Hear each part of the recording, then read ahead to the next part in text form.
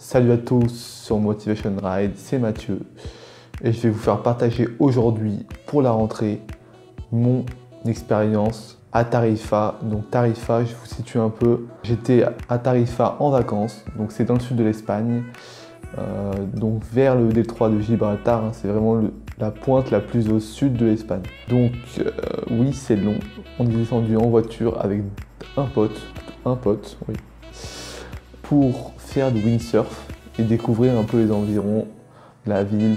D'accord, Tarifa, c'est vraiment l'endroit, le spot tendance pour faire du windsurf et du kitesurf. Donc on est là-bas en fin août, comme ça, on s'est dit on y va 10 jours. Donc 10 jours, c'est en comprenant le voyage qui dure 2 jours, hein. Un jour aller, un jour retour à peu près.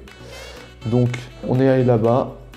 Et je voulais vraiment vous donner mes conseils si vous voulez partir, mon ressenti sur cette destination assez tendance. Je vais vous montrer un peu le déroulement des vacances. Et avant toute chose, on est parti donc pour faire des vacances un peu plus longues. On est parti dans le sud vers Fréjus, Saint-Raphaël, Sainte-Maxime et Saint-Tropez bien sûr. Donc il y aura des images qui vont arriver de Saint-Tropez et après du Languedoc.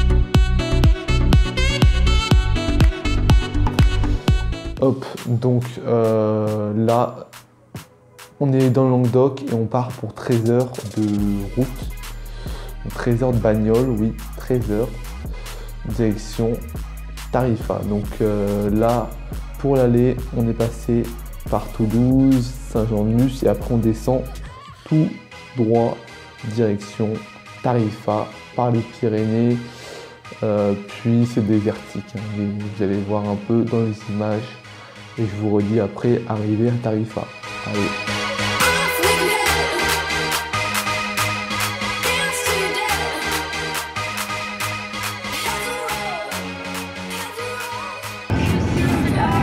Moyenne 6,5 litres au 100. Ah ouais, c'est écrit? Ça va? Autonomie 400 km. Vitesse moyenne 5 km. On arrive à Burgos dans une vingtaine de minutes.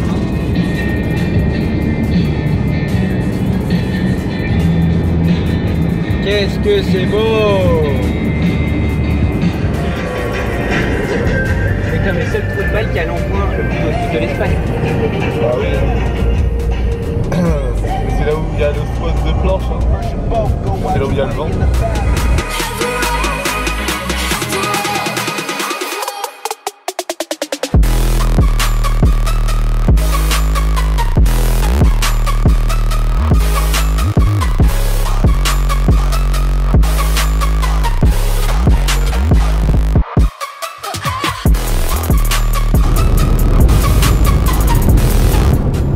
Moi, Ton gros nez. arrivé.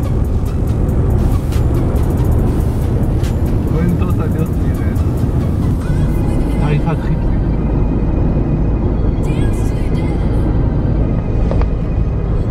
Faut télécharger l'application Tarifa. Là, c'est vraiment vacances. Vraiment, voilà, les petits restaurants, les bars-restaurants, tout ça.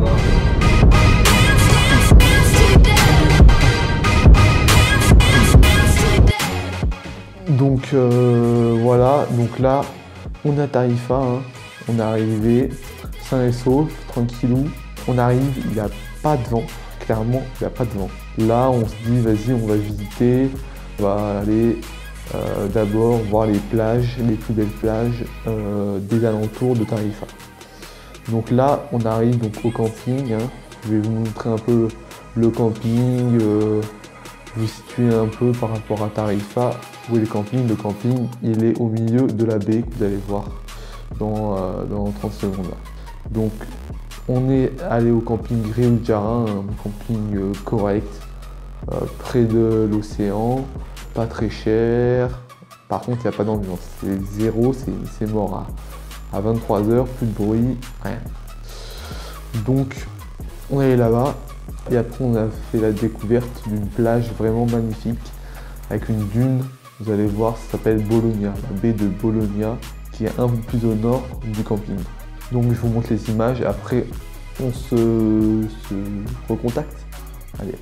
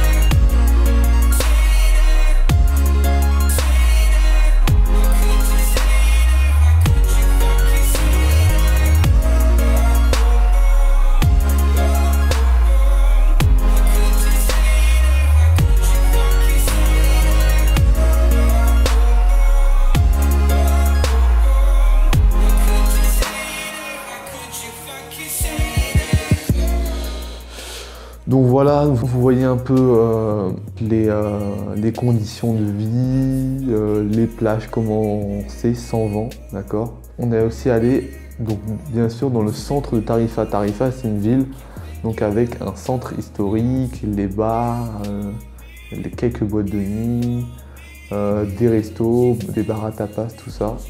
Donc on est allé faire un tour, je vous montre les images directes, après je vous parle un peu du windsurf.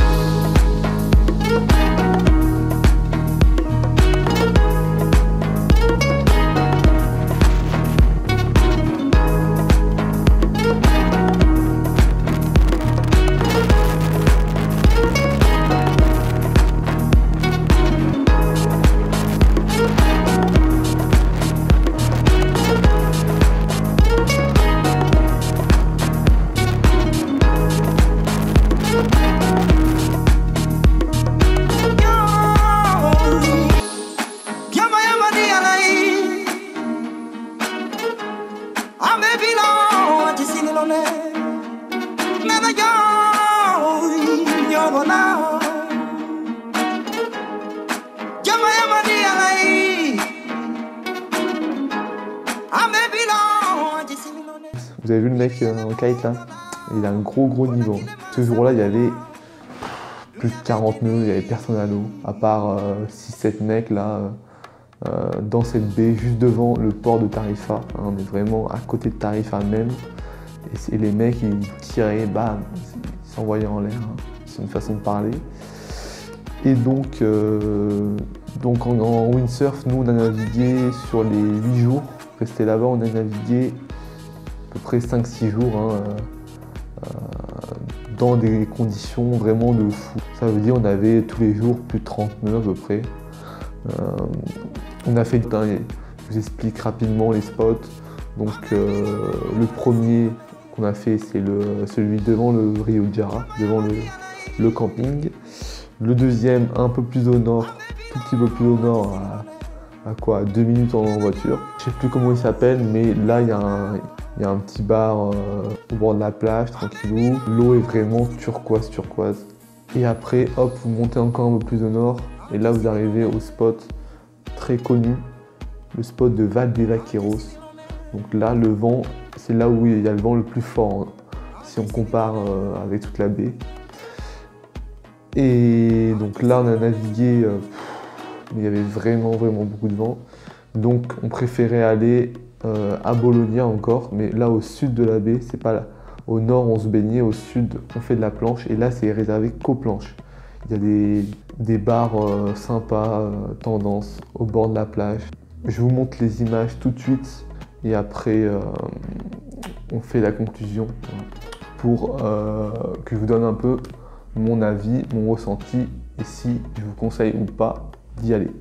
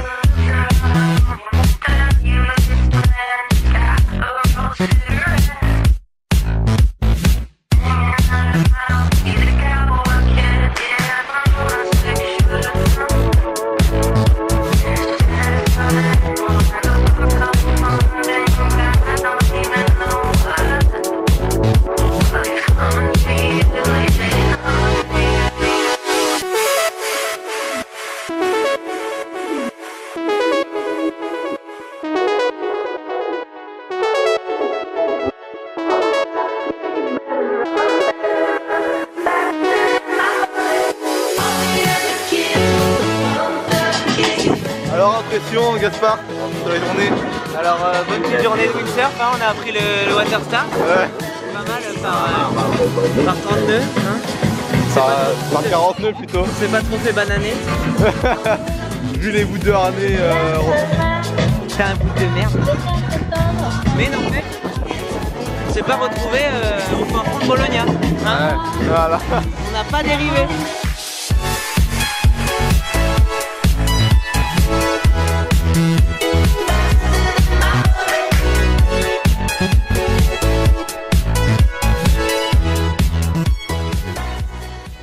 Donc là, on arrive à la fin de la vidéo. J'espère que vous avez un peu aimé les images. J'ai pas pu tourner énormément.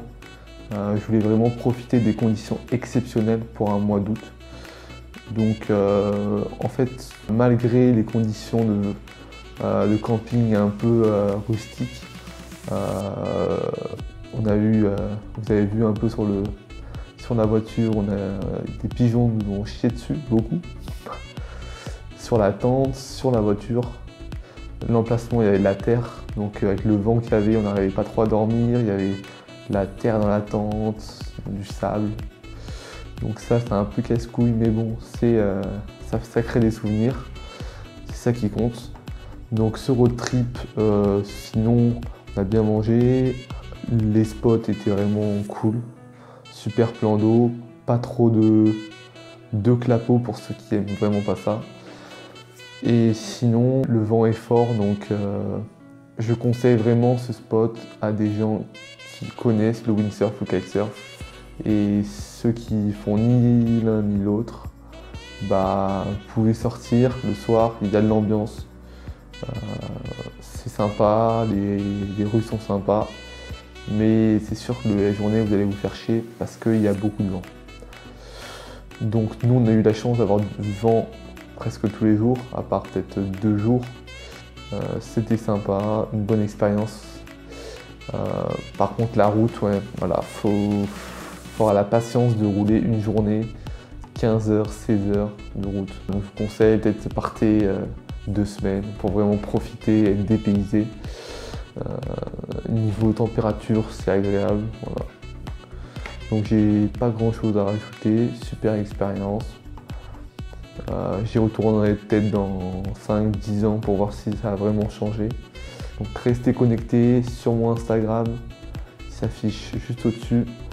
Ciao, bon ride à toi et allez.